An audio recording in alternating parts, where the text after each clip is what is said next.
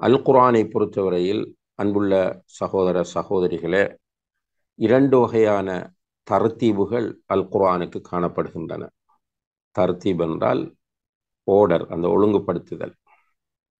அதிலே ஒன்று தர்த்தீபுன் நுசூல், இறங்கிய ஓர்டர்.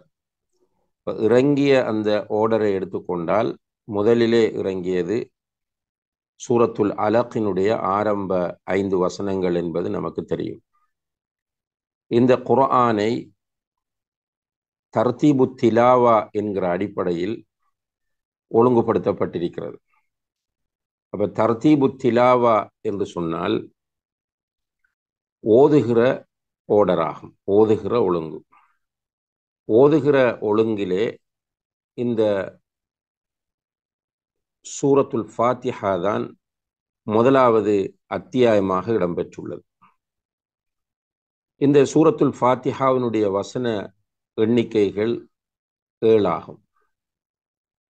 இந்த வசன எண்ணிக்கைகளை பொறுத்தவரையில் அன்புள்ள சகோதர சகோதரிகளே, பிஸ்மில்லாஹிர் ரஹ்மானிர் ரஹீம் என்பது சூரத்துல் ஃபாத்திஹாவினுடைய ஒரு வசனமா அல்லது ஒரு செப்பரேட்டான தனியான ஒரு வசனமா அது என்பதிலே அறிஞர்கள் மத்தியிலே கருத்து வேறுபாடுகள் காணப்படுகின்றன. பெரும்பாலான அறிஞர்களுடைய கருத்துப்படி பிஸ்மில்லாஹிர் ரஹ்மானிர் ரஹீம் என்பது ஒரு செப்பரேட் வசனமாகும். சூரத்துல் ஃபாத்திஹாவினுடைய ஒரு வசனமாக அது கொள்ளப்படுவதில்லை. அதுபோலதான் எல்லா சூறாக்களுக்கும், சூரத்து தௌபாவை தவிர மற்ற எல்லா சூறாக்களுக்கும் அது ஒரு செப்பரேட் வசனமாக கொள்ளப்படுமே தவிர அந்த சூறாவினுடைய வசன எண்ணிக்கையில் அது அடங்காது என்பதுதான் பெரும்பாலான அறிஞர்களுடைய கருத்து. வல்லாஹு ஆலம், அதுதான் வலுவான கருத்தும் என்பதை நாம் கவனத்திலே கொள்ள வேண்டும். சூரத்துல் ஃபாத்திஹா என்று பிரபல்யமாக அடையாளப்படுத்தப்படக்கூடிய இந்த சூறாவுக்கு இன்னும் பல பெயர்களும் காணப்படுகின்றன. சூரத்துல் ஃபாத்திஹா, அதே போல உம்முல் குர்ஆன், அல் குர்ஆனின் தாய், உம்முல் கிதாப், வேதத்தின் தாய் என்கிற பெயர்களும் இந்த சூறாவுக்கு இருக்கிறது. அதே போல அஸ்ஸபுல் மசானி என்றும் அல்லாஹு தஆலா சூரத்துல் ஹிஜ்ரிலே இந்த சூறாவுக்கு ஒரு பெயரை குறிப்பிடுகிறார். அதுபோல அல் குர்ஆனுல் அதீம் என்கிற ஒரு பெயரும் இந்த சூறாவுக்கு இருப்பதை நாம் அவதானிக்க முடிகிறது. அதுபோல சூரத்துல் ஹம்த் என்கிற பெயரையும் இதற்கு உலமாக்கள் வைத்திருப்பதை நாம் பார்க்கிறோம். இவ்வாறு இந்த சூறா பல்வேறு பெயர்களால் அழைக்கப்படுகின்றன. சிலர் இஜ்திஹாதின் அடிப்படையில் இதற்கு சூரத்து ருக்கியா, ருக்கியா செய்யக்கூடிய ஒரு சூறா என்றும் இதற்கு பெயர் வைத்திருக்கிறார்கள். இவ்வாறு பல்வேறு பெயர்களை கொண்டு அழைக்கப்படக்கூடிய இந்த சூறா ஹிஜ்ரத்திற்கு முன்னர் மக்காவில் அருளப்பட்டது என்ற கருத்தை அதிகமான உலமாக்கள் முன்வைக்கிறார்கள். அதுதான் சரியான கருத்தும் கூட. ஏனென்றால் சூரத்துல் ஹிஜ்ர் 87வது வசனத்தில் அல்லாஹு தஆலா வலகத் ஆதைனாக சபஅம் மினல் மசானி என்று இந்த சூறாவை பற்றி கூறுகிறார். இந்த வசனம், சூரத்துல் ஹிஜ்ரினுடைய இந்த வசனம் மக்காவில் அருளப்பட்டது என்பதுதான். அதே போல சூரத்துல் ஹிஜ்ரே மக்காவில் அருளப்பட்டது என்பதுதான் அதிகமான உலமாக்களுடைய நிலைப்பாடாகும்.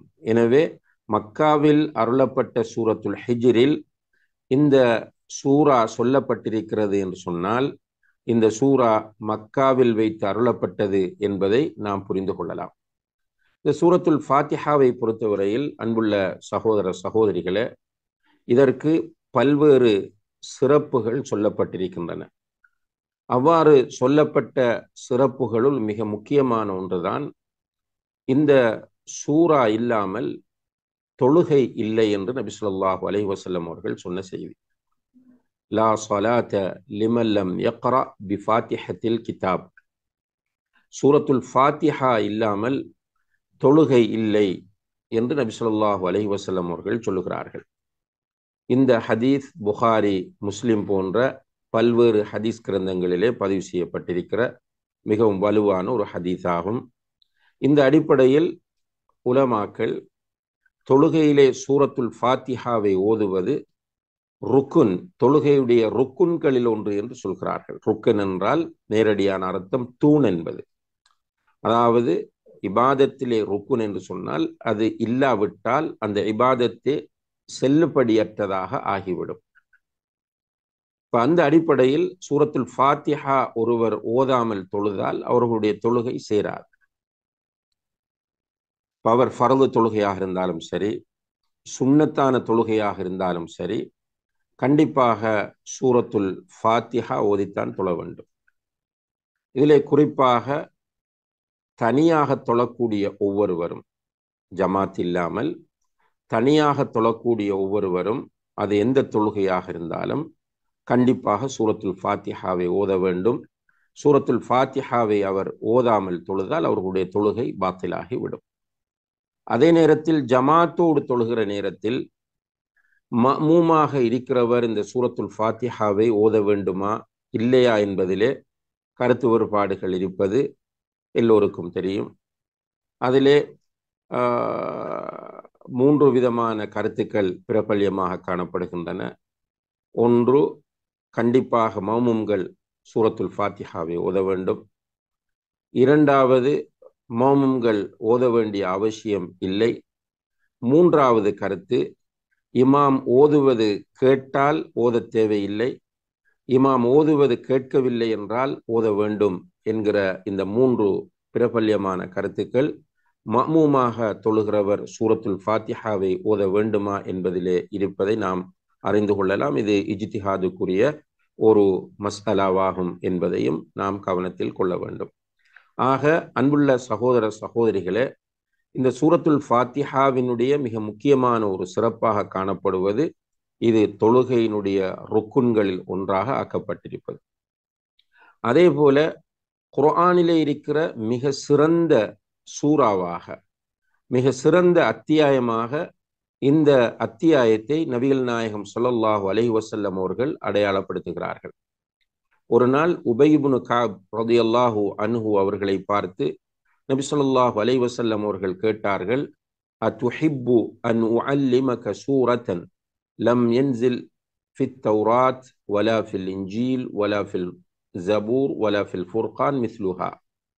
உபையே, தௌராத்திலோ, இன்ஜீலிலோ, ஜபூரிலோ, ஃபுர்கானிலோ, ஃபுர்கான் என்பது குர்ஆன், ஃபுர்கானிலோ இது போன்று ஒரு சூரா இறக்கப்படவில்லை, அப்படியான ஒரு சூறாவை உனக்கு நான் கற்றுத்தரட்டுமா என்று கேட்டபோது உபய் இப்னு கஅப் ரலியல்லாஹு அன்ஹு அவர்கள் ஆம் யா ரசூலுல்லாஹ் என்று சொல்கிறார்.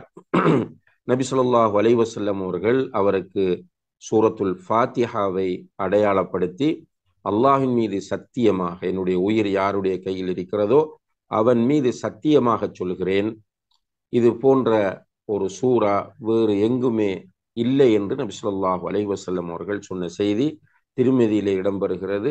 ஷேக் அல்பானி ரஹிமஹுல்லாஹ் அவர்கள் இந்த ஹதீஸை சஹீஹானது என்று சொல்கிறார்கள். எனவே குர்ஆனில் காணப்படக்கூடிய மிக சிறந்த அத்தியாயமாக இந்த சூரத்துல் ஃபாத்திஹா காணப்படுவது சூரத்துல் ஃபாத்திஹாவினுடைய இன்னும் ஒரு சிறப்பாகும்.